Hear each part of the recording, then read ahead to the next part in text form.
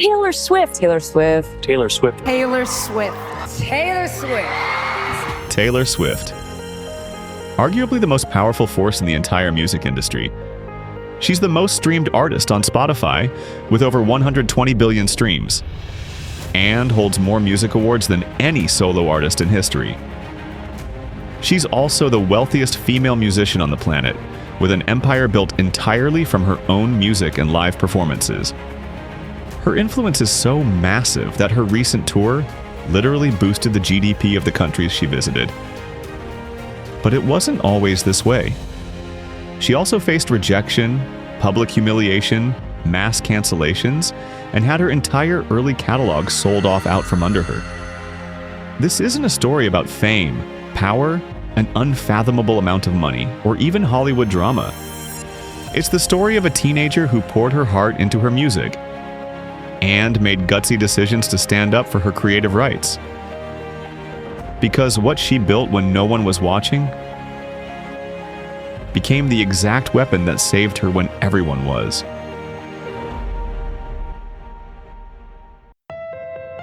Ever since she was young, Taylor Swift possessed a deep, almost obsessive love for music. And thanks to a supportive upper-middle-class family, she had the resources to nurture that passion, attending vocal and acting lessons that allowed her raw talent to bloom. By the time she was 10 years old, she was already throwing herself into local talent competitions. But despite her deep love for music and all that training, she lost. In fact, she lost again and again, dozens of times. But week after week, she went back and tried again. And at 11 years old, that relentlessness finally paid off. She won and earned the chance to perform in front of a real concert crowd as the opening act for country music legend Charlie Daniels. That moment proved she could compete. But watching a TV special about Faith Hill was the spark. It gave her a concrete template for the career she wanted to build, and it pointed to one specific destination: Nashville. Nashville was the epicenter of country music, and the exact city where the singers she looked up to most had built their careers. Icons like Faith Hill, Shania Twain, and the Chicks. So she took her first trip to Nashville with her mother, walking into record labels to hand-deliver her karaoke demo tapes. I would stop in front of a record label and I'd run in and hand them my CD, the receptionist, and I'd be like, "Hi, I'm Taylor, I want a record deal, if you could call me." Many thought she was cute and sweet, but the best response she got was a polite push to keep trying. The reality was nobody was taking her seriously, especially in a music genre with a traditional audience of 35-year-olds. But at 12 years old, she picked up a guitar and learned her first few chords from a local musician. And she started writing her own songs, pouring everything she had into the craft. More importantly, it led to an opportunity to strike a deal with RCA Records, a subsidiary of Sony Music Entertainment and one of the biggest labels in the world. It was the golden ticket, guaranteed money and a safe path into the industry. But there was a catch. The label wanted her to sing the work of other songwriters, and they wanted to put her on ice, waiting until she was 18 to release an album. This was the shot she had always dreamed of. But at the same time, she felt like she was running out of time. Her reasoning might sound absurd to the rest of us, but to her, it was simple. She wanted to capture the teenage years of her life on an album, while she was actually living them. So she walked away. Instead, she signed a deal with Big Machine Records, a tiny startup run by Scott Borchetta. He offered her the one thing the giant corporations wouldn't: total creative control and the freedom to release her own music. And because she insisted on writing or co-writing all of her music, she inherently retained something else. Something most 15-year-olds don't even know exists: her publishing rights. She didn't know it yet, but years later, that technicality was the exact weapon she'd need for the biggest fight of her career. Signing with a startup label like Big Machine was a massive risk, but it wasn't a blind one. Borchetta didn't have the endless bank accounts or the massive staff of a major label, but he had deep industry connections and a shared vision. Taylor Swift was his very first signed artist, and they needed her to succeed just as badly as she did. But honestly, even if they did have a multi-million-dollar marketing budget, it probably wouldn't have fixed her biggest problem. I mean, country is traditionally a genre built on adult experiences. Marriage, hardship, working a 9-to-5, or drinking away a heartbreak. So there was this deep industry prejudice that a teenager just wouldn't have the right perspective for an audience of middle-aged listeners. If they were going to force their way onto the charts, they needed undeniable proof that her audience actually existed. That's when her radio promoter, Rick Barker, gave her a seemingly impossible objective. If she wanted a gold record, she had to sell 500,000 albums. And to do that, she was going to have to go out and earn every single one of those sales by meeting 500,000 people. For most artists, that's just an inspiring metaphor, but for Taylor, it was a literal assignment. Before the stadiums, before the fame, she was doing the unglamorous grunt work that nobody saw. Most artists do a standard 6-week radio tour. Taylor did 6 months. She drove from town to town, walking into local stations and playing acoustic sets right in their conference rooms.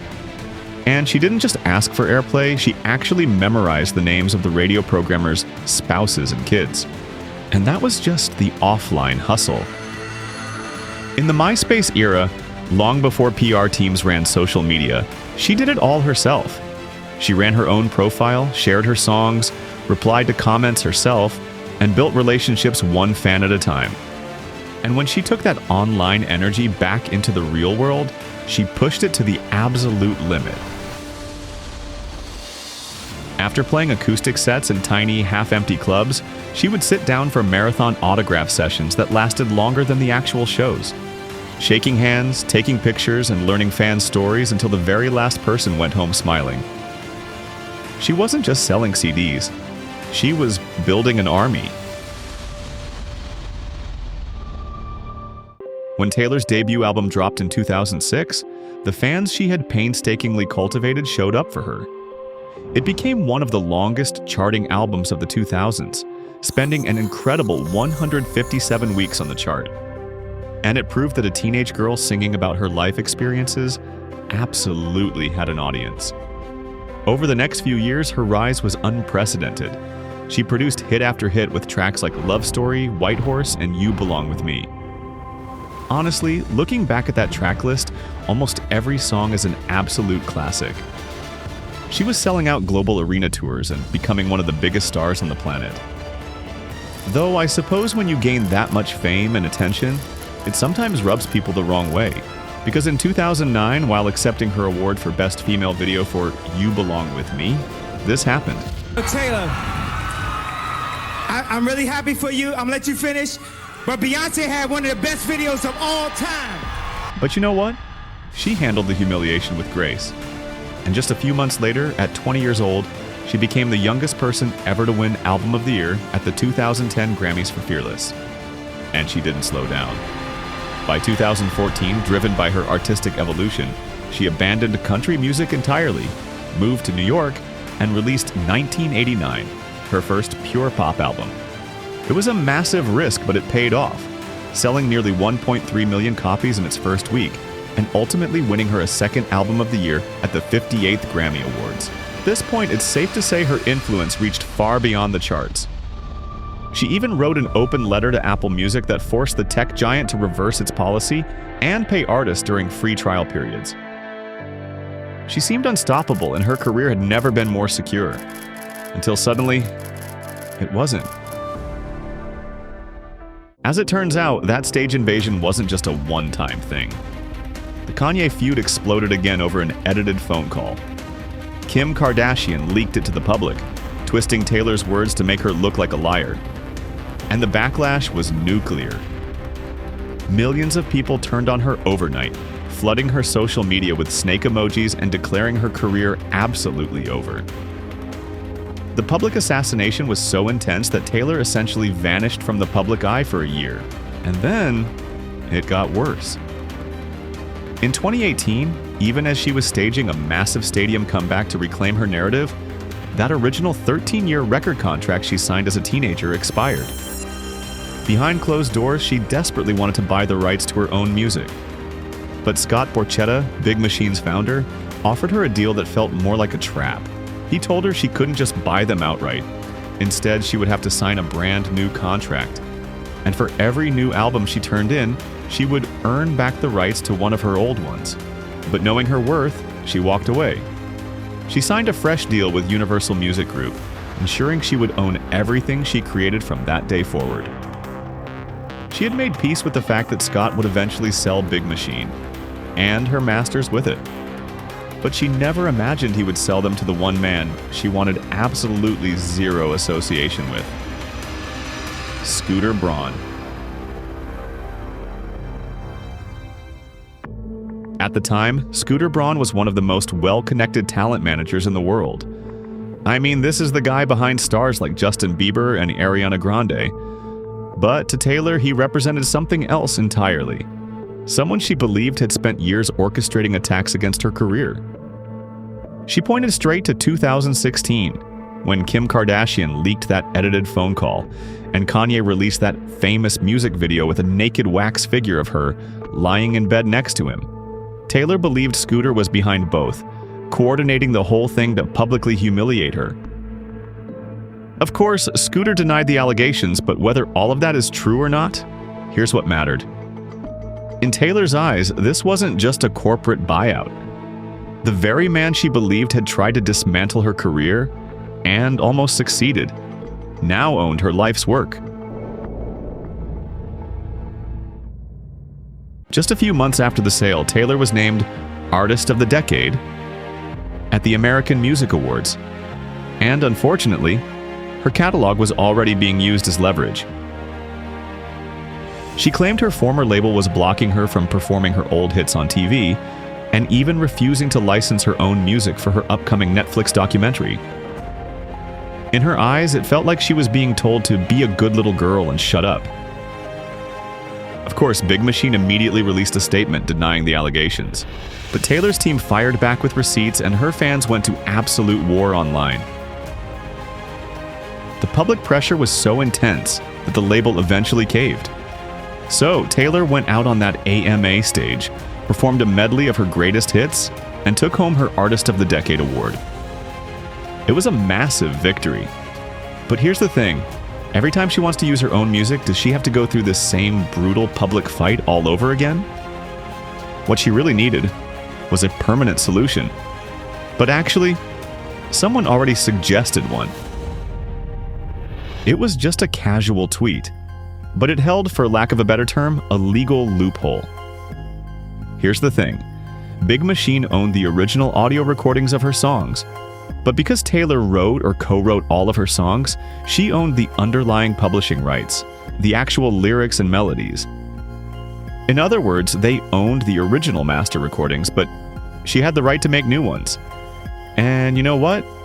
This tweet actually happened before her AMA performance. And not long after, Taylor publicly announced she was going to re-record everything. So perhaps the main reason for the American Music Awards fiasco was to stop the re-recording plan that Kelly Clarkson had already inspired. Because according to Taylor, they gave her an ultimatum. Agree never to re-record, or she couldn't use her music at the AMAs or Netflix documentary. But because her contract included a re-recording restriction, she couldn't legally touch her old music until the restriction expired. So, the second she was legally allowed to, in November 2020, Taylor went back into the studio. The goal was to recreate her classic albums, so fans, movies, and brands would never have to use the old versions again. Scooter, on the other hand, perhaps foreseeing all of this, already cashed out, reselling Taylor's masters to Shamrock Holdings just weeks before her re-recording restriction expired. According to reports, Scooter's team told potential buyers that Taylor was just bluffing. They called her re-recording plan an empty threat, claiming that her public outrage would only boost the streams and downloads of the original albums. But in February 2021, she dropped the very first warning shot. It shot straight to the top of the charts, and 2 months later, the full re-recorded Fearless album debuted at #1. But she didn't stop there. Every single re-recording dominated the charts. And more importantly, her fans didn't just listen to the new versions, they actively chose them. Streaming numbers for the old masters started collapsing. Movie trailers switched to Taylor's versions, and brands wanted the new recordings. And with every release, the old masters became less valuable. She wasn't just recreating her past songs, she was rendering the old versions completely obsolete. By 2023, the re-recordings were outstreaming the originals by massive margins, and the old masters had lost most of their value. And on May 30th, 2025, Taylor announced to the world that Shamrock had offered her fairer terms. After years of fighting to take back ownership of what essentially is a diary of her youth, she finally purchased it back with full autonomy. And you know what? None of this would have been possible without the community she cultivated over the years, the fans who supported her every move, and of course her relentless drive from day one. Taylor Swift's journey might not be a rags to riches story, but it is a story of absolute defiance. She showed it first as a teenager, breaking through in a genre that nobody believed she belonged in. And she showed it again when she went to war with an industry establishment that thought it held all the cards. And sometimes, it'll feel like life is doing the exact same thing to you. Like you're backed into a corner with no choices left.